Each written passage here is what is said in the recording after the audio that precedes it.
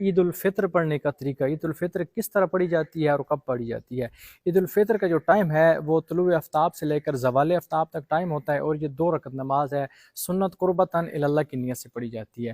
نیت کریں 2 رکعت نماز عید الفطر پڑھتا ہوں سنت قربتاً اللہ، یہ جماعت کے ساتھ بھی پڑھ سکتے ہیں اور علیحدہ بھی پڑھ سکتے ہیں۔ نیت کرنے کے بعد اللہ اکبر کہیں، بسم اللہ الرحمن الرحیم پڑھیں، سورہ الحمد پڑھیں، اس کے بعد سورہ اعلیٰ پڑھیں۔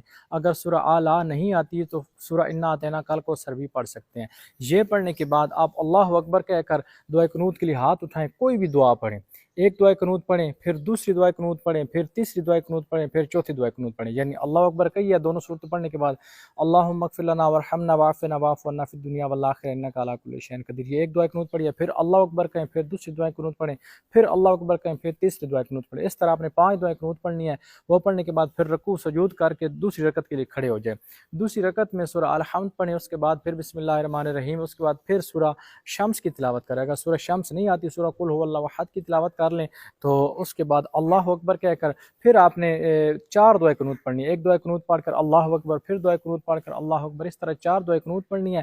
4 دعائے قنوت پڑھنے کے بعد پھر رکوع سجود کر کے تشہد و سلام پڑھ دینا ہے، تو آپ کی عید الفطر جو ہے یہ مکمل ہو چکی ہے۔ یہ آسان طریقہ ہے عید الفطر پڑھنے کا۔